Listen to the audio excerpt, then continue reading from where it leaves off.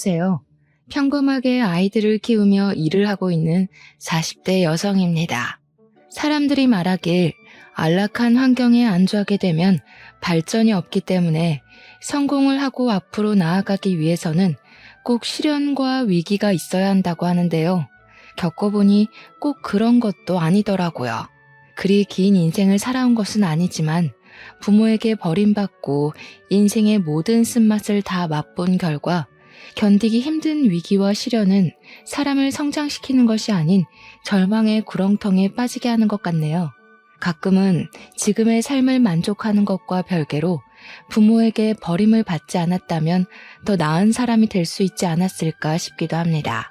하지만 이미 지난 과거를 되돌릴 수는 없기에 지난날 부모에게 받지 못한 사랑을 자식들에게 최대한 나눠주려 노력하고 있어요.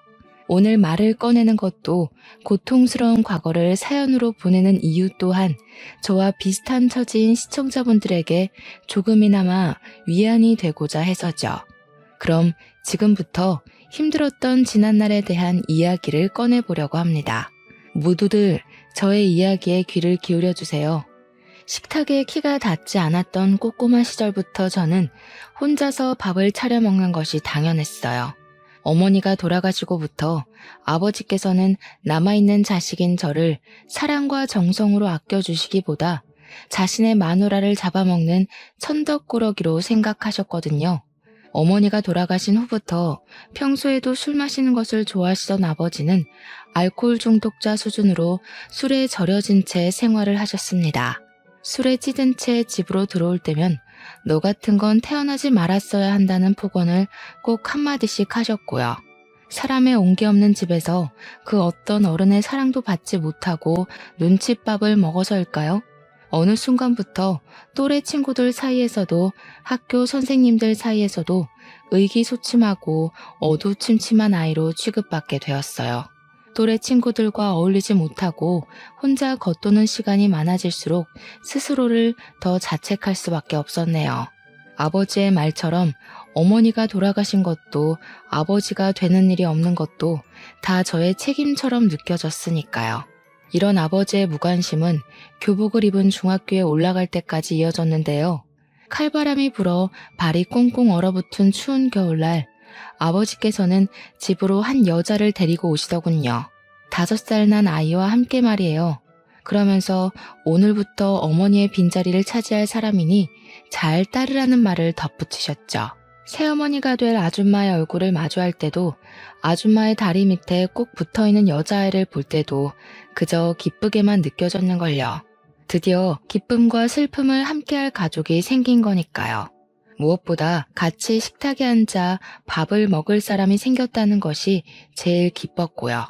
새어머니께서 집에 온 뒤부터 저희 집에는 웃음꽃이 필 일이 참 많아졌습니다. 새어머니께서는 항상 따뜻한 국과 밥을 내어주셨거든요. 항상 냉기만이 감돌던 부엌에서 누군가가 나를 위해 음식을 만들어준다는 것 자체가 감동이었죠. 기억 속에 사라져가는 희미한 홍기를 느낄 수 있는 환경에 살 수 있다는 것 자체가 너무나 큰 행복이었는데요. 이런 행복은 아버지의 사망 소식과 함께 신기루처럼 사라지고 말았네요. 막노동으로 가족의 생계를 책임지시던 아버지께서 그만 추락사로 인해 눈을 감고 말았던 것이었어요. 장례식을 도와줄 가까운 친인척이 없었기에 아버지의 장례식은 조용하고 빠르게 끝이 나버렸습니다. 아버지를 갑작스럽게 잃어버린 것이 슬프긴 했지만 그래도 견딜 수 있었죠. 제 곁에는 새어머니와 여동생이 있었으니까요. 그런데 새어머니의 생각은 조금 다른 듯 했네요. 얘, 어서 짐 챙겨라. 너 나랑 같이 갈 데가 있어. 간단하게 짐을 챙긴 후 새어머니를 따라 나섰는데요. 새어머니와 함께 도착한 곳은 다름 아닌 고아원이었습니다. 새어머니께서는 이미 고아원 원장과 이야기가 되었는지 책가방을 메고 있는 등을 툭 밀치며 빨리 데려가라는 듯이 손을 팔랑이셨어요. 깜짝 놀랄 수밖에 없었습니다. 아무리 피 한 방울 안 섞였다고 해도 3년 동안이나 같이 살았던 가족인데 아무 언지 없이 바로 고아원에 보내버리다니요. 사정이 있어서 잠깐 제가 살 곳이 필요해서 여기 맡기게 된 거 맞죠? 어머니가 저를 고아원에 놓아둘 리가 없잖아요. 웃기고 있네. 내가 무슨 적십자도 아니고 제정신이니? 남편 잃은 과부 몸으로 남아있는 전 남편 자식까지 키우게? 예, 나는 우리 딸 키우기도 아주 바쁜 몸이야. 걷어둘 친인척도 없으면서 지 친아빠 세상 떠났으면 고아원에서 사는 건 당연하지. 뭘 그렇게 놀라니? 고아원이 어디 괜히 고아원이니? 다 너같이 부모 잃은 애들 모아서 키우려고 세운 게 고아원이지. 난 네 아빠 살아있는 동안 할 만큼 했으니 이제는 너 알아서 살아. 난 네 살 길 찾기도 바쁘니까. 그런 게 어디 있어요. 어머니 저희 집에 하셨던 말 기억 안 나세요? 좋은 엄마 돼주시겠다고요. 어머니가 먼저 말씀해 주셨잖아요. 고아원 밖으로 발걸음하는 새어머니의 치맛자락에 엉켜붙어 오열을 하며 붙잡았습니다. 이미 새어머니의 마음이 떴다는 것을 알고 있긴 했지만 겁이 나 어쩔 수가 없었어요. 이대로 새어머니를 보내면 영영 혼자가 돼버릴 것 같은 그런 두려운 말이에요. 어머머머, 얘가 지금 뭐 하는 거야? 가뜩이나 우리 딸 때문에 또 어떤 놈이랑 결혼을 해야 할지 머리 아파 죽겠는데 너까지 이러면 내가 뭐가 되니? 세상 어느 여자가 죽은 전 남편 애까지 데리고 살 생각을 하겠어. 네 사정이 딱한 건 어쩔 수 없지만 내 코가 석자다 보니 별 수 없구나. 이제 그만 놓으렴. 새어머니께서는 딱 잘라 잡힌 손을 내빼셨죠. 어쩔 수 없이 고아원 생활을 시작해야 했고요. 워낙 성격 자체가 살갑지 않고 내성적이다 보니 또래들과 어울려야 하는 고아원 생활은 지옥과도 같았어요. 그리고 새어머니가 갑작스럽게 떠난 이유를 알고 난 후 더 큰 지옥이 찾아왔네요. 새어머니께서는 아버지께서 남긴 사망보험금을 모두 가로챈 뒤 도망쳤다는 걸 알게 돼 버렸거든요. 자식에게 무신경한 아버지였지만 그런 아버지조차 없이 천혜의 고아가 되자 막막함은 이루 말할 수가 없었습니다. 무엇보다 새어머니에 대한 배신감이 제일 컸죠. 물론 피 한 방울 안 섞인 남의 자식을 고아원에 맡기는 것은 어쩔 수 없는 일이지만 아버지가 남기신 사망보험금을 모두 가로챈 것은 그것과 별개의 일이잖아요. 심지어 자식의 몫으로 나온 금액까지 몽땅 챙겨서 달아나다녀. 당장 새어머니를 찾아가 따지고 싶었지만 현실적으로 그럴 여건이 안 됐기에 더욱 현실에 낙담할 수밖에 없었는데요. 새어머니는 아버지가 남긴 보험금으로 잘 먹고 잘 사는데 나만 이렇게 고아원에 남아 처절하게 살고 있다고 생각하니 더 이상 이렇게 살면 안 되겠다는 생각이 들더군요. 그래서 마음을 고쳐먹고 열심히 살기로 결심을 하게 된 것이죠. 현재 할 수 있는 것은 공부밖에 없었기에 아무리 힘든 일이 있다고 해도 악착같이 이를 악물며 공부를 하게 되었네요. 그것만이 암흑 같은 현실을 벗어나게 해줄 유일한 탈출구 같았으니까요. 이런 노력 덕분인지 성적은 가파르게 치고 올라가 전교권에 들게 되었습니다. 그리고 얼마 안 가 후원도 들어오기 시작하더라고요. 저의 사정을 딱하게 생각한 모 대학교의 교수님께서 성인이 된 후 자립을 할 때까지 후원을 해주기로 약속을 하셨거든요. 교수님께서는 한 달에 한 번 고아원에 방문해 도움이 될 만한 이야기도 해주시고 꿈도 못 꿔볼 경험도 하게 해주셨기에 더욱 힘을 내어 공부를 하게 되었네요. 교수님의 정성에 보답하고 싶다는 생각이 들었는걸요. 공부를 하며 힘든 순간은 불쑥불쑥 찾아왔지만 그때마다 교수님이 베풀어 주셨던 은혜를 생각하며 공부를 놓지 않았고 그 결과 서울에서 내노라는 명문대학교에 입학을 할 수 있었답니다. 대학교에 간 후 교수님께서는 제 손을 꼭 잡아주시며 그동안 고생했다고 따뜻한 위로의 말을 건네주셨습니다. 그 후로 교수님의 집에 자주 드나들며 교수님의 가족분들과 허물없는 사이로 지내게 되었죠. 교수님의 집에서 한 번도 경험해보지 못한 화목한 가정의 분위기를 느끼며 염치 없지만 교수님의 가족이 되고 싶다는 터무니없는 상상을 하기도 했는데요. 놀랍게도 하늘은 이 어처구니 없는 소원을 이루어 주시더라고요. 같은 학교에 재학 중이던 교수님의 아들이 진지한 만남을 제안한 것이었죠. 만남을 시작했을 때만 하더라도 덜컥 겁이 났어요. 교수님께서 아들과의 교제를 반대할 수도 있는 거잖아요. 하지만 이런 걱정과는 달리 교제의 사실을 알리자 교수님께서는 저희의 사이를 흔쾌히 허락해 주더군요.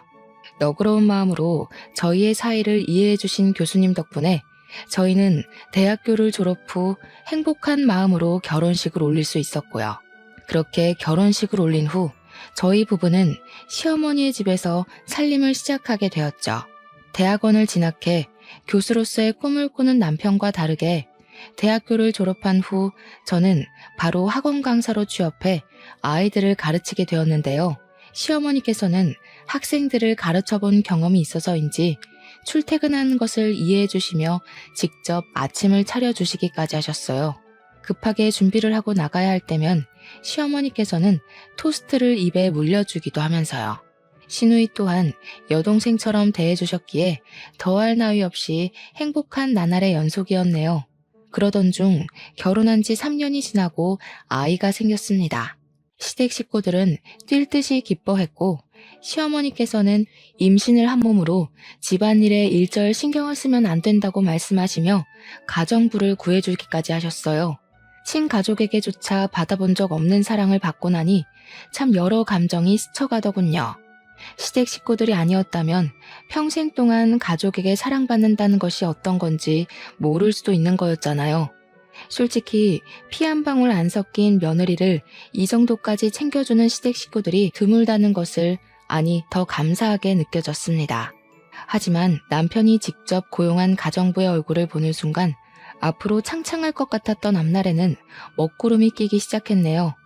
가정부는 다른 누구도 아닌 새어머니의 딸이었거든요. 시간이 오래 지났지만 새어머니를 빼다 박은 생김새 때문에 한눈에 알아볼 수 있었는걸요. 여동생 또한 저를 알아본 눈치였는지 굳은 표정으로 가족들 몰래 만나자는 말을 했죠. 너희 엄마가 내 몫으로 남겨놓은 아버지 보험금까지 다 가지고 도망간 거 모르지? 그때는 어려서 아무것도 몰랐다고 쳐도 이제는 알아들을 만큼 컸으니 내가 무슨 말을 하는지 잘 알 거라고 믿어. 물론 너는 아무런 잘못이 없기는 하지만 우리 아버지 돈까지 훔쳐 달아난 사람의 딸을 가정부로 들여서 얼굴 붉히며 살고 싶지는 않거든. 내 몸 편하자고 가정부를 들인 건데 가정부 때문에 집에 들어오기 싫을 정도로 불편하면 돈을 주면서까지 사람을 부릴 이유가 전혀 없잖아. 안 그래? 물론 여동생에게는 아무런 잘못이 없었지만 여동생이 얼굴을 보면 자꾸 새어머니가 생각이 나 말이 곱게 나가지 않았어요. 집에서 일하는 여동생을 보면 자꾸만 불편한 마음이 들어 태교에도 안 좋을 것 같았고요. 엄마가 언니한테 상처 줬던 건 내가 언니 집에서 일하면서 몸으로 갚을게. 그러니까 제발 내쫓지 말아줘, 언니. 엄마 병원비도 해도 한 달에 몇백씩 깨지는데 여기서 일 못하면 나 진짜 사채빚이라도 끌었어야 할지도 몰라. 아픈 곳 없이 정정하시던 분이 왜 병원 신세를 지시는 거야? 지병도 없으셨잖아. 그것도 옛날 말이지. 내가 이만큼 클 동안 시간이 많이 지났잖아. 사실 새아버지 돌아가시고 나서 우리 모녀 고생만 하면서 살았어. 이상하게 새아버지 돌아가신 후부터는 일이 잘 안 풀리더라고. 그리고 몇 달 전에는 교통사고를 크게 당해서 엄마 지금 식물인간인 채로 병실에 누워 계셔. 이런 거 보면 세상에 인과응보라는 게 있기는 한가 봐. 언니한테 상처 줬던 거 그대로 돌려받는 거지 뭐. 아무튼 나 여기서 계속 일할 수 있게 해줘. 언니 이렇게 부탁할게. 아버지 사망보험금을 훔쳐 달아난 새어머니가 밉기는 했지만 여동생의 사정을 들으니 짠한 마음을 감출 수는 없었네요. 하나밖에 없는 가족을 잃은 슬픔과 돈이 없으면 얼마나 비굴해질 수 있는지 그 누구보다도 잘 알 수 있었으니까요. 그래서 여동생이 가정부로 일하는 것을 승낙하게 되었죠. 다행히 여동생은 야무진 손으로 살림을 잘하는 데다가 가족 모두에게 싹싹하게 굴었기에 얼굴 붉힐 일 없이 잘 지내게 되었답니다. 여동생은 같이 살았다는 이유로 무례하게 굴거나 하는 일도 없었고요. 싹싹하게 일도 잘하고 깍듯하게 자신이 맡은 일을 다하는 여동생을 굳이 쫓아낼 이유는 없었기에 저희의 인연은 비밀로 붙인 채 지내게 되었죠. 그런데 이걸 지켜보던 시어머니께서는 여동생을 마냥 편하게 대하지는 않으셨어요. 아가, 아무리 일을 잘한다고 해도 집에 젊은 여자 들여서 좋을 게 없다. 살림 솜씨 야무지고 꼼꼼한 건 그렇다 하지만 나는 굳이 문제 일으킬 원인 제공을 하고 싶지 않구나. 요 며칠 일하는 거 보니까 딴 마음 품고 저희 집에 일하러 온 사람은 아닌 것 같더라고요. 그러니까 어머니께서도 너무 걱정하지 마세요. 네가 괜찮다면 내 별말 하지는 않으마. 어차피 가정부 들인 것도 아가 너 편하자고 들인 건데 네 의견이 제일 중요하지. 그래도 혹시 모르니 아범이랑 너무 가깝게 지내게 하지는 말고 가정부가 일하러 오면 집에 귀중품 같은 건 꼭꼭 숨겨놓으렴. 잘 알지도 못하는 사람 괜히 덥석 믿었다 좋은 꼴 난 걸 내가 본 적이 없어서 하는 말이야. 어머니께서는 집안에 젊은 여자가 가정부로 들어온 것이 탐탁치 않은 것 같았어요. 그 후로도 시어머니께서는 가끔씩 가정부를 바꾸는 것이 어떠냐고 말씀을 하셨는데요. 그럴 때마다 거절을 하고 말았네요. 어쩌면 임신 내내 가장 가까운 곳에서 옆을 지켜준 여동생에게 정이 들었는지도 몰랐죠. 시간은 흐르고 흘러 임신 막달이 다가오고 출산 예정일을 일주일 앞둔 날이었습니다. 미국에서 오랫동안 타지 생활을 하던 친구가 오랜만에 한국으로 입국을 한다고 하더군요. 마침 시댁 식구들은 다 바쁜 일이 있었기에 저를 공항으로 바래다 줄 사람은 없었어요. 이런 상황이 걱정이 되었는지 남편은 친구를 다음에 만나는 것을 권했죠. 자주 만날 수 있는 친구였다면 저 역시 다음 약속을 기약했겠지만 친구는 이번에 미국으로 출국을 하게 되면 언제 볼지 기약을 할 수 없었기에 약속을 잡게 되었어요. 남편은 택시를 타고 가라 말을 했지만 공항까지 택시비가 만만치 않았기에 직접 운전을 하게 되었는걸요. 그리고 친구를 만난 행복한 시간을 보낸 뒤 다시 집을 가기 위해 운전을 하게 되었는데요.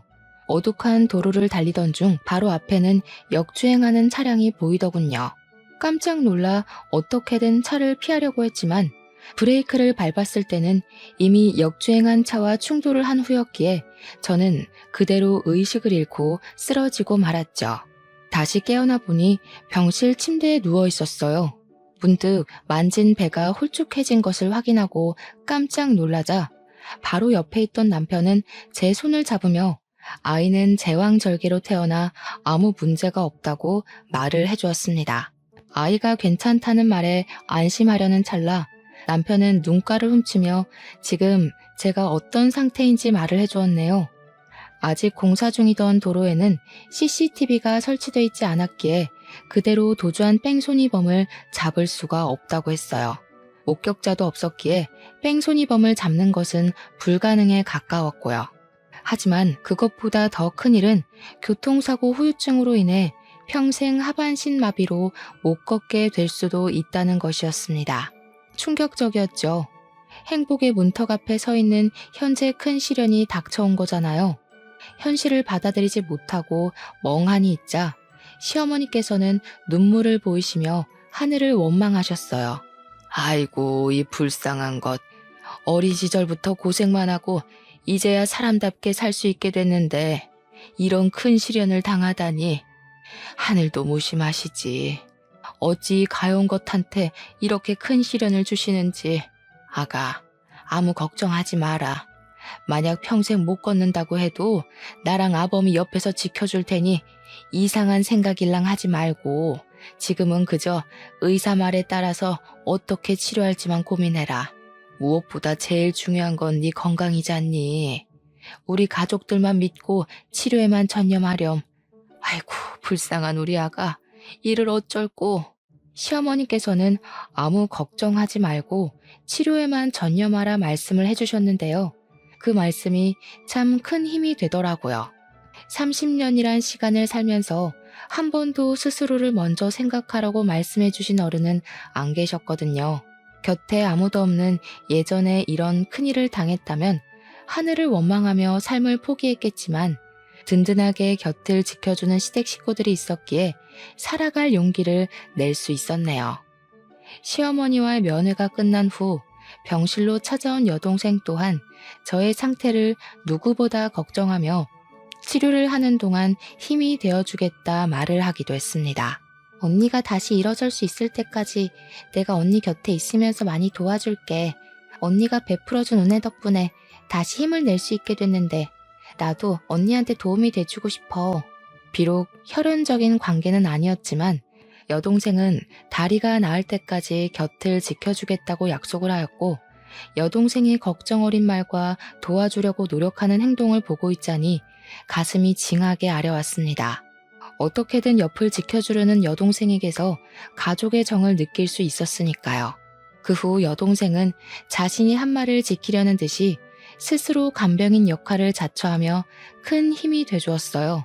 화장실을 가거나 샤워를 하는 등 사소한 것까지 불편하지 않게 도와주었죠. 옆에서 있는 듯 없는 듯 손과 발이 되어 도움을 주는 여동생 덕분에 재활치료에 전념할 수 있었는걸요. 물론 시댁 식구들 또한 많은 힘이 되어 주었고요. 그렇게 많은 사람들의 도움 속에서 저는 불과 6개월 만에 다시 걸을 수 있게 되었네요. 어떻게 보면 하반신 마비가 와 인생에서 제일 큰 절망 속에 갇혀 힘든 나날을 보낼 수도 있었지만 옆에서 힘이 되어주는 가족들과 하루가 다르게 커가며 기쁨을 주는 딸아이 덕분에 오히려 가장 행복한 시간을 보낼 수 있었어요. 그리고 이런 행복한 시간들 덕분에 힘을 내어 다시 학원에 복귀하여 강사로 일을 할 수 있었죠. 다시 학원에 복귀한 뒤로는 쭉 바쁜 나날이 이어졌어요. 학원에 복귀를 하자 반가움을 뒤로하고 부족한 강사 자리를 메꾸기 위해 눈코 뜰 새 없이 바쁘게 몸을 움직여야 됐거든요. 경력이 단절되지 않고 다시 일을 시작할 수 있었던 것은 정말 기쁜 일이었지만 그와 별개로 너무 바쁘다 보니 도저히 딸아이를 돌볼 시간이 나지 않더라고요. 그런데 참 감사하게도 이런 상황을 남편에게 전해들은 시누이가 자진해서 딸아이를 돌봐줬어요. 아이를 맡길 곳을 찾지 못해 발을 동동 구르는 동료 강사들을 보며 딸아이를 돌봐주는 시누이에게 진심으로 고마움을 느끼게 되었죠. 동료 강사들에 비해 수월하게 일을 하게 되어 동료 강사들이 걱정스러운 소리를 할 때면 말을 자동으로 아끼게 되었습니다. 그러던 중 아이가 있는 강사들과 이야기를 하던 중 베이비시터에 관한 이야기가 나오게 되었어요. 다른 사람에게 아이를 맡기는 것에 대한 걱정에 대해 토로하던 중 무의식 중으로 시누이가 아이를 돌봐준다고 말을 하게 됐습니다. 시누이한테 맡길 거면 차라리 일면식 없는 남한테 맡기는 게 더 낫지 않아요? 시누이가 애한테 무슨 짓을 할 줄 알고. 요즘에는 남보다 가족들 사이에서 애들 학대하는 게 더 심각한 문제라고 하잖아요. 그리고 아주 만약에 베이비시터가 애를 학대한다고 하면 돈 주고 부린 사람이니 자르면 그만인데 시누이는 아니잖아요? 막무가내로 굴어도 시댁 가족이란 이유로 계속 가족 행사 있을 때마다 얼굴 부딪혀야 되잖아요. 그럴 바에는 돈 주고 사람 부리는 게 낫지. 다른 사람은 어떨지 모르지만 저희 형님은 그럴 뿐이 아니어서요. 걱정은 감사하지만 저희 형님한테 맡기는 게 더 편해서요. 딸아이도 형님이랑 조카를 잘 따르기도 하고요. 괜히 모르는 사람 집에 들여서 잘 지내는 딸한테 혼란 주고 싶지 않아요. 어머, 우리 이 선생님 이렇게 순진해서 그동안 험난한 현실을 어떻게 살았는지 모르겠네. 시댁 식구가 괜히 시댁 식구겠어요? 언제라도 남의 집 식구인 며느리한테 시자짓 하려고 시댁 식구인 거지. 아무리 사람이 좋다고 해도 친정 식구랑은 다르죠. 이 선생님도 괜히 고집 부리지 말고 사람 부리는 거 한번 생각해봐요. 세상에서 제일 못 믿는 게 결혼한 후 남편이랑 그 집 식구들이에요. 한치 앞을 모르는 게 사람 밀이라고 했어요. 지금이야 좋을지 모르지만 나중에는 어떻게 될지 모르는 일이지. 다른 일도 아니고 자기 자식 일인데 잘 생각해봐요. 동료 강사가 해주는 말을 이해 못하는 바는 아니지만 저희 시누이는 절대 그럴 사람이 아니거든요. 그래서 시누이를 막대먹은 다른 집 시누들과 똑같이 이야기하는 것이 살짝 기분이 나쁘기도 했습니다. 시누이에 대해 잘 알지도 못하면서 시댁 식구라는 이유로 색안경을 끼고 안 좋게 생각하는 거잖아요. 가끔가다 주위 사람들은 의사 집안의 시집가 손에 물 한 방울 안 묻히고 사모님 소리를 듣는 시누이가 밉지 않냐고 물어보곤 하는데요. 질투가 나기는커녕 경제적으로도 정신적으로도 여유로운 시누이가 있어 너무 좋다고 말을 하곤 합니다. 사랑을 듬뿍 받은 시누이는 언제나 친언니처럼 자신이 받은 것을 나눠주니까요. 더군다나 친딸처럼 딸아이를 돌봐주는 시누이가 없었다면 학원 일에 열중할 수도 없었는걸요. 큰 사고가 난 후 딱 하나 좋은 점을 꼽으라고 말을 한다면 그건 바로 평범한 일상생활에 감사함을 느낄 수 있게 되었다는 겁니다. 그리고 평범함에 감사함을 느끼며 하루를 보내서인지 더 열심히 살게 되더라고요. 맡은 일에 최선을 다하며 살다 보니 어느새 복귀를 한 지 한 달이란 시간이 훌쩍 지나갔죠.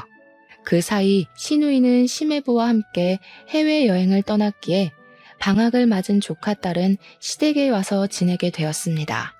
조카딸은 의젓하고 딸아이와도 사이좋게 지냈기에 시댁에서 지낸다는 것이 참 기뻤는데요.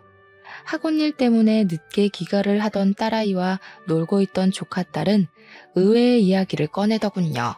외숙모는 왜 삼촌이랑 안 놀아? 뜬금없는 조카딸의 말에 고개를 갸우뚱했습니다. 아마도 남편은 대학 교수 임용을 준비하는 탓에 바쁘고 저 또한 학원 일로 바빴기에 그런 생각을 하는 듯 했어요. 요 근래 저희는 서로 붙어있는 날은 손에 꼽을 정도로 적었거든요. 상황을 이해시키고자 말을 하자 조카딸은 고개를 갸우뚱거리며 의미심장한 말을 했죠. 삼촌이 바빠서 그런 거라고? 이상하다. 아줌마랑은 밤마다 잘만 놀았는데 외숙모가 너무 바쁜데 심심해서 아줌마랑 노는 건가?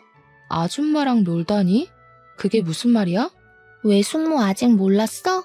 삼촌 밤마다 밥 주는 아줌마랑 나와서 노는데. 조카딸이 말하는 밥 주는 아줌마는 제 여동생이 확실했습니다. 밤마다 여동생과 남편이 만나다니 의문점이 드는 것이 한두 가지가 아니었어요. 일단 남편과는 각방을 쓰는 것도 아니었고 한 침대에서 생활을 했기에 남편의 인기척이 나면 바로 깰 수밖에 없잖아요. 그런데 저는 한 번도 집에서 깬 적이 없었는걸요. 그래서 조카딸이 착각했을 수도 있다는 생각이 들어 다시 물어보게 되었죠. 잘못 본 건 아니고 삼촌이랑 아줌마랑 밤에 놀 일이 없잖아. 외숙모는 내가 바보인 줄 알아? 저번에 물 마시러 가면서 내가 봤단 말이야. 내가 볼 땐 삼촌이랑 아줌마가 외숙모 몰래 비밀놀이를 하는 것 같아. 안 그럼 외숙모만 쏙 빼놓고 삼촌이랑 아줌마가 밤마다 놀러 갈 리가 없잖아. 조카딸의 말을 듣고 기억을 되짚어보니 수상한 것이 하나 있긴 했습니다. 남편이 건강을 챙겨야 한다는 명목으로 챙겨준 비타민이었습니다. 그것만 먹으면 잠든 기억도 없이 쥐도 새도 모르게 잠들어 다음 날이 되어서야 일어난다는 것이었죠. 비타민을 먹었을 때만 하더라도 누적된 피로로 인해 쓰러지듯이 잠에 들었다고 생각했지만 다시 생각해보니 비타민이 원인인 것 같았어요. 물론 가장 사랑하는 남편을 의심하고 싶지는 않았지만 행동이 수상했기에 의심을 안 할 수가 없었는걸요. 그래서 그날만큼은 남편이 건네준 비타민을 먹는 신용만 한 후 잠에 들은 척 연기를 하게 된 거고요. 물증 없이 의심만 키워가는 것보다는 나은 일이잖아요. 설마 하는 마음에 눈을 감고 있자 남편은 기다렸다는 듯이 나갈 채비를 하고 방 밖으로 나가더군요. 밖에서 들리는 말소리에 귀를 기울여 보니 여동생과 함께 이야기를 나누는 것이 분명했죠. 이러니 저러니 해도 빨리 끝내는 게 낫지 않겠어요? 모두를 위해서도 그게 좋을 것 같은데. 아직 집사람 몸이 다 낫지도 않았는데 갑자기 이러는 법이 어디 있어? 아직 약속한 시간 지나지도 않았잖아. 그러지 말고 조금만 더 시간을 줘. 그럼 저보고 이 거지 같은 가정부 일을 계속하라고요? 집안일이 하기 싫으면 새로운 사람 구해줄 테니까 집에서 쉬고 있어. 그 후 일은 내가 알아서 할 테니까. 아이고, 내가 집에 없으면 그 사이 어떤 일이 일어날 줄 알고. 쓸데없는 소리 하지 말고 따라 나와요. 시간 없으니까. 목 끝까지 이불을 덮고 있는데도 한겨울에 발가벗겨져 있는 것처럼 소름이 싹 돋았어요. 그동안 남편과 여동생은 저의 눈을 속여가며 밤마다 만났다는 것이 분명해졌으니까요. 가슴에서는 우라통이 터지고 몸은 꼼짝할 수 없을 만큼 무거웠지만 두 사람의 비밀을 알게 된 이상 손 놓고 바보처럼 있을 수만은 없었습니다. 그래서 황급히 침대에서 일어나 두 사람을 뒤따라 나간 것이죠. 다행히 밖으로 나가자 두 사람은 한 번 시작한 말다툼으로 인해 아직 출발을 하지 않고 있었습니다. 덕분에 저는 수월하게 택시를 타고 두 사람을 따라갈 수 있었고요. 남편과 여동생이 타고 간 차를 따라가는 동안 주먹을 쥔 손에서는 흥건히 땀이 났죠. 남편과 여동생이 도착한 곳은 허름한 주택들이 모여있는 빌라촌이었는데요. 택시에서 내리기도 전 두 사람은 빠르게 차에서 내려 바로 앞에 있는 반지하 빌라로 걸어 들어갔어요. 그걸 보고 있자니 마음이 급해져 저 또한 종종 걸음으로 뒤를 따랐고요. 택시에 내릴 때만 해도 마음이 급해져 걸음이 빨라졌지만 막상 반지하 앞에 서니 집으로 달아나고 싶다는 생각이 들고 말았네요. 이 문을 열고 들어가면 더 이상 남편과 여동생을 예전처럼 대할 수도 소중한 관계를 이어가지도 못할 것이 뻔했으니까요. 겁쟁이라 생각하실 수도 있었겠지만 두 사람이 들어간 문 앞에 서니 그냥 모른 척하고 지낼까 생각도 했습니다. 혼자만 입을 다물면 저희 가족은 전처럼 화목하게 지낼 수 있는 거니까요. 하지만 다시 머리를 흔들어 생각을 고쳐먹었어요. 한평생 고생한 스스로를 위해서라도 거짓된 행복을 쫓는 것은 옳지 않은 일이라고 생각했거든요. 귀를 기울이자 흐느끼는 여자의 목소리가 제일 먼저 들렸어요. 집중해보니 그 목소리가 익숙하게 들리더라고요. 흐느끼는 소리 뒤로 남편이 애원하는 소리가 들렸고 그만 흥분을 주체하지 못하고 문고리를 돌리고 말았습니다. 문고리를 돌리자 잠기지 않은 문은 벌컥 열리고 말았는데요.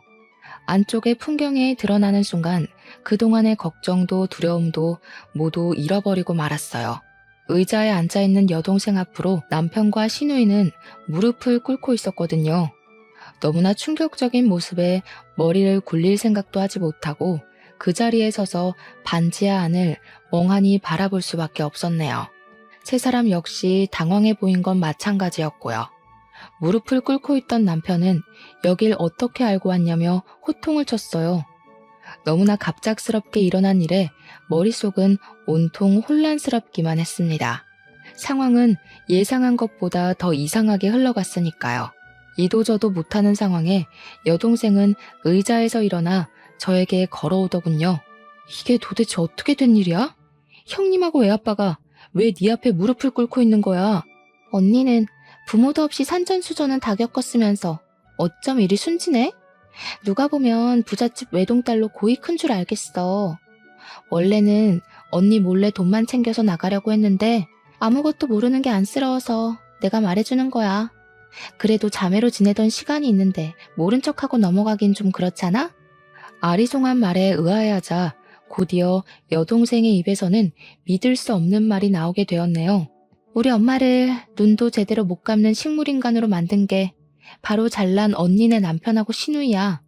이렇게 말하면 이제 좀 상황 파악이 되려나? 뭐? 아니 도대체 그게 무슨... 당신이 직접 말해봐. 아니지? 뭔가 오해가 있는 거잖아. 그렇지? 미안해 여보. 사고여서 나도 어쩔 수가 없었어. 당신한테 말하면 걱정할까봐 차마 말할 수가 없었어. 남편이 말하길 늦은 밤 시누이와 함께 집으로 오던 중 무단횡단을 한 사람으로 인해 교통사고로 났다고 해요. 바로 119를 불러 병원으로 보냈지만 이미 상태는 손 쓸 수도 없을 만큼 악화돼 있었고요. 눈물을 보이며 말을 하는 남편을 보니 마음이 아려왔어요. 다른 누구도 아닌 한평생을 착하게 살아온 남편과 시누이가 이런 큰일을 겪게 되다니 가슴이 아파 견딜 수가 없었죠. 더군다나 남편과 시누이가 잘못한 것도 아니고 무단횡단을 하던 새엄마로 인해 이런 큰일을 겪게 된 거잖아요. 불쌍한 척 하기는. 자기 때문에 우리 엄마는 병상에서 꼼짝도 못하고 누워만 있게 생겼는데 너 뒤에서 우리 남편이랑 형님 이렇게 무지막지하게 괴롭히려고 착한 척하면서 내 앞에서 알랑거렸던 거니? 같이 한솥밥 먹던 사이끼리 어떻게 이런 못된 짓을 할 수가 있어. 애초에 새어머니가 무단 횡단만 안 했어도 이런 일은 없었잖아. 먼저 잘못한 사람이 누군데 왜 엄한 사람한테 화풀이를 해. 참나 기가 막혀서. 좋아. 모든 게 무단 횡단한 우리 엄마 잘못이고 언니네 남편이랑 시누이는 아무런 잘못도 없는 거니 언니 남편이 일하는 대학교에 가서 뺑소니범이라고 동네방네 떠들고 다녀도 되겠네? 잘난 언니네 시누이 시댁에도 뺑소니범이라고 말해도 되고. 기가 막혀 아무 말도 나오지 않더군요. 뻔뻔하게 나오는 여동생을 보고 나서야 알게 되었습니다. 여동생은 그동안 남편의 교수 임용이 얼마 남지 않은 것과 모두 의사 집안인 시누이네 시댁에 실체를 알리겠다고 협박을 하며 그 빌미로 돈을 뜯어낸 것이었죠. 그동안 가장 가까운 곁에서 다리를 회복할 수 있도록 도와준 여동생의 착한 마음씨에 감동해 간신히 마음의 문을 열기 시작했는데 모든 것이 다 거짓이었던 거잖아요. 너를 동생이라 생각하고 지금까지 품고 있었던 시간이 아깝다. 네 속이 이렇게 시커먼 줄 알았으면 진작 내치는 거였는데 그동안 내가 눈이 멀어서 그 시커먼 속내를 눈치채지 못했어. 동생이라니? 당신한테 가족은 돌아가신 장인어른만 있었던 거 아니야? 의연중에 나온 동생이란 말에 남편은 의아해했고 저는 그동안 여동생과 비밀로 했던 속내를 말하게 되었네요. 말을 하고 보니 이상했어요. 새어머니에 대한 복수를 하고 싶었으면 가정부로 일할 것이 아니라 그냥 남편과 시누이에게 돈을 요구하기만 하면 되는 거잖아요. 또 다른 속내가 있을까 여동생에게 물어보았는데요. 여동생은 피식거리며 당연하다는 듯이 상상도 못한 말을 술술 내뱉더군요. 원래 돈 많은 집은 밖이 아니라 안에서 티가 나는 법이잖아. 밖에서 푼돈 받으며 돈 걱정할 바에는 집에 들어와서 얼마 받아낼 수 있을지 머릿속에서 계산기 두드리는 게 훨씬 낫잖아? 그리고 문자나 전화로 협박해봤자 신경이나 쓰겠어? 얼굴 보이면서 알짱거려야 숨통 조여야 돈도 따박따박 바치지. 그래서 일부러 가정부로 들어온 거야. 저는 얼굴이 저절로 찌푸려졌어요. 돈을 더 뜯어내기 위해 가정부로 들어오다니요. 언니라고 말하며 따르던 것도 진심 어린 병간호도 모두 돈을 뜯어내기 위한 수단이었다고 생각하니 저도 모르게 눈물이 앞을 가렸습니다. 애초에 돈을 뜯을 목적이었으면 병간호 같은 건 안 해도 되는 거였으니까요. 간신히 속상한 마음을 넘기고 묻자 여동생은 재활치료를 도와준 명목으로 시어머니와 친해져 재산 상태를 파악하기 위해서라고 답을 했네요. 다리 다친 까치를 도와줘도 은혜를 갚는다던데 나도 언니 다리 고쳐준 값은 톡톡히 받아내야지. 지금까지 착한 여동생 가면 쓰고 고생한 게 얼마인데 긴 말 안 할 테니 언니네 시어머니 명의로 되어 있는 땅덩어리는 나한테 넘겨줘야 되겠어. 그게 어떤 땅인데 네가 그걸 탐내. 무슨 사연이 있는지는 내 알 바 아니니까 땅 문서나 내놔. 원래 자식이 사고치면 그 부모가 대신 갚는 거잖아? 강남에 있는 땅덩어리만 넘겨주면 뺑소니 일도 눈 감아줄 테니까 잘 생각해봐. 앞으로 교수님 소리 들으면서 호강할 일만 남았는데 땅덩이 하나 때문에 평생 노력한 걸 물거품으로 만들 수는 없는 일이잖아. 그렇게 신경전이 이어지고 있던 찰나 거칠게 집 문이 두들겨지자 기세등등하던 여동생은 신경질적으로 누구냐고 답을 한 후 문을 열었는데요. 문이 열리자마자 집 안으로 4~5명 되는 형사가 들이닥치더군요. 그러면서 여동생의 팔목에 수갑을 채웠고요. 곧이어 형사는 저희에게 경찰서로 같이 가줘야겠다는 말을 했죠. 그리고 경찰서에 도착한 저희는 형사의 입에서 경악할 만한 이야기를 듣게 되었네요. 저를 하반신 마비로 만들었던 뺑소니범이 다름 아닌 여동생이라는 것이었죠. CCTV도 없는 으슥한 곳이라 절대 못 잡을 거라고 생각했었는데 공범을 저지른 한 남자가 음주운전으로 뺑소니를 저질렀다며 자백을 한 것이었죠. 자백을 한 사람은 다름 아닌 여동생의 남자친구였고요. 말을 들어보니 여동생이 약속한 돈을 주지 않은 것과 이별을 고한 것에 앙심을 품고 모든 것을 다 털어놓은 것이었죠. 저를 죽을 뻔한 것도 모자라 뻔뻔하게 제일 소중한 시댁 식구들을 협박한 여동생을 절대 용서할 수 없었네요. 언니, 내가 일부러 비밀로 한 게 아니라 그때는 술에 너무 취해서 정신이 없어서 그랬어. 그 이후로는 엄마 때문에 신경 쓸 게 한두 가지가 아니다 보니 까맣게 잊고 있었고, 가족이 잘못한 건 덮고 넘어간다는데 이번 한 번만 용서해주면 안 될까? 언니 다리가 불구가 돼서 휠체어 신세진 것도 아니고 완치해서 일상생활하는데 아무런 문제도 없잖아. 이번 합의만 잘해주면 언니 남편 일도 없던 걸로 해줄게. 물론 내 잘못으로 언니 다리가 다친 건 맞지만 내 덕분에 다시 걸을 수 있게 된 거잖아. 모든 게 다 원상복귀된 와중에 동생을 처벌하는 건 말도 안 되는 얘기잖아. 언니, 이번만 그냥 넘어가줘. 내가 이렇게 부탁할게. 기가 막혀서 자기 엄마 내세워 돈 뜯어내려고 눈에 불을 켜고 달려들 땐 언제고. 이제 와서 선처를 해달라고? 누구 마음대로. 너 하나 때문에 고생한 걸 생각해서라도 절대 안 될 말이지. 내가 선처해주면 또 어디 가서 쓸데없는 짓거리를 하고 다닐 줄 누가 아니?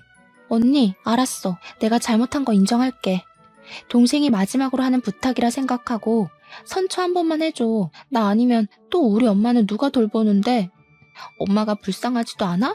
자신의 잘못이 까발리고 난 후에야 잘못을 비는 여동생의 모습을 보니 우라통이 터졌습니다. 더 이상 여동생에 대한 정은 눈꽃만큼도 남아있지 않았어요. 당장 가족들에게 화를 끼친 진상을 눈앞에서 치우고 싶은 생각뿐이었고요. 가족들을 구렁텅이에 빠뜨린 걸로도 모자라 돈까지 뜯어내려 한 여동생을 절대 용서할 수 없었거든요. 그렇게 모든 것을 법의 심판에 맡기고 집에 돌아오게 되었는데요. 집에 오자마자 누군가 저희 집 문을 매섭게 두드리더군요. 밖으로 나가보니 식물인간으로 누워있어야 할 새어머니께서 두 발로 서서 저희를 노려보고 있었는걸요. 깜짝 놀라기도 전에 새어머니께서는 바닥에 머리를 조아리며 한 번만 선처를 해달라고 빌었습니다. 말을 들어보니 새어머니는 그동안 교통사고를 유발해 받은 위로금으로 생활을 한 모양이었어요. 새어머니께서는 모든 것을 고백하며 모든 것은 다 자기 잘못이니 여동생만큼은 제발 감옥에 보내지 말아달라고 사정을 하더군요. 남의 딸은 쓰레기 버리듯이 고아원에 잘만 버려놓고 자기 딸은 대신 감옥에 갈 만큼 소중했나 보죠? 난 절대 합의해줄 생각 없으니까 감옥에 가는 딸이 걱정되면 같이 감옥에 들어가서 말동무라도 해주세요. 어차피 아줌마도 곧 보험 사기단으로 감옥에 들어갈 텐데. 뭐야? 어미가 이 정도로 고개 숙이고 들어가줬으면 알아도 모르는 척 눈 감아주는 게 상책이지. 이래서 남의 자식은 거둬서 키우는 게 아니라고 했는데 지혜비 죽고 고아원에 간 것만 생각하지 내가 지한테 어미 노릇을 해주려고 얼마나 애를 썼는지는 생각도 못해. 한 것이라고는 고작 아버지가 계신 앞에서 방긋거리며 머리를 쓰다듬어주고 밥을 챙겨주는 정도였던 새어머니 입에서 어머니 노릇이란 말이 나오니 저도 모르게 실소가 터져나오고 말았네요. 자신의 뜻대로 이루어지지 않자 바로 본색을 드러내는 새어머니를 보며 여동생이 왜 그렇게 뻔뻔하고 아나무인이었는지 알겠더라고요. 두 모녀에게 남은 사정 같은 것은 아무 상관이 없었어요. 오직 중요한 건 자신들이 풍족하게 사는 것뿐이었죠. 남의 가슴에 피멍들게 하고 뻔뻔하게 구는 건 유전인가 보네요. 어쩜 두 모녀가 이리 하는 짓이 똑같은지. 입만 뻥끗하면 거짓말만 늘어놓는 아줌마 말은 더 이상 듣고 싶지 않으니 당장 저희 집에서 나가요. 저 몹쓸 것이 끝까지? 네, 아줌마 말대로 저는 부모도 없는 몹쓸 것이니 더한 짓도 할 수 있죠. 자꾸 신경 건들지 말고 좋은 말로 할 때 그만 가세요. 더 험한 꼴 당하기 싫으면. 이후로도 새어머니는 몇 번이나 저희 집에 찾아와 선처를 해달라 말을 했지만 상대할 가치가 없었기에 대꾸조차 하지 않았죠. 그 후 더 이상 저희 가족을 위협하는 두 모녀를 가만둘 수 없었기에 변호사를 선임해 두 사람의 죄를 낱낱이 파헤쳤습니다. 다행히 증거는 차고 넘쳤기에 두 사람 모두 법적인 구속을 피할 수가 없었어요. 새어머니는 보험 사기로 여러 사람에게 물질적, 정신적 피해를 준 것으로 인해 징역 3년을 구형받게 되었고 뺑소니로 사람에게 상해를 입힌 여동생은 보험 사기에 합심한 죄질까지 가중돼 징역 5년을 구형받게 되었네요. 물론 자신들의 이익을 위해 수많은 사람들의 눈에 눈물이 나게 한 점과 한 가정의 평화를 깨트리려 한 두 모녀에게 내려진 벌치고는 가볍다는 생각이 들기도 했습니다. 하지만 더 이상 새어머니와 여동생이 저희 가족을 건드리지 못한다는 점에서 위안을 얻게 되었는걸요. 현재 저희 가족은 지난날에 힘들었던 일을 잊고 잘 지내는 중입니다. 일이 마무리된 지 얼마 안 되었을 때만 해도 남편과 시누이는 불안한 마음을 감추지 못했는데요. 시간이 흐르자 불안함은 자연히 사라졌네요. 무사히 교수 임용을 맞춘 남편은 그날의 사건 이후 더 잘해주려 노력을 하고 있답니다. 제 덕분에 집안의 평화는 물론 잘못된 점까지 바로 잡을 수 있었다면서요. 그런데 요즘 눈치 없는 불청객은 자꾸 편지를 보내오곤 해요. 어린 날 같이 지낸 정을 생각해 출소를 한 후 자신과 새어머니가 가정부로 일할 수 있게 도와달라고 하는데요. 절대로 새어머니와 여동생을 집안에 들일 생각은 없어요. 기회란 건 과거의 잘못을 뉘우친 사람에게만 주는 것인데 악독한 두 사람에게 그 기회를 주는 건 너무 아깝잖아요. 똑같이 힘들었지만 학원 강사가 되어 평범하게 사는 저와 다르게 징역살이를 하며 자기 팔자를 꼰 새어머니와 여동생을 보니 이런 생각이 들더군요. 자기에게 닥친 시련과 위기를 어떤 방향으로 해결하는지가 인생에서 제일 중요한 일이라고 말이에요. 그런 의미에서 현재 말 못한 사정으로 힘들어하는 시청자분들께서도 제가 쓴 사연을 들으신 후 절대로 나쁜 유혹에 빠지지 말고 꿋꿋하게 올바른 길로 향하며 힘든 과정을 이겨내시기 바랄게요. 그렇게 된다면 꼭 인생에 꽃 필 날이 오기 마련이니까요. 인생에서 꽃을 피우는 계절이 봄에만 있지 않다는 것을 시청자분들께서 꼭 알아주셨으면 합니다. 그럼 시청자분들의 앞날이 만개한 꽃이 가득하길 빌며 오늘 사연을 마치도록 할게요. 지금까지 사연을 시청해주신 모든 분들 진심으로 감사드립니다.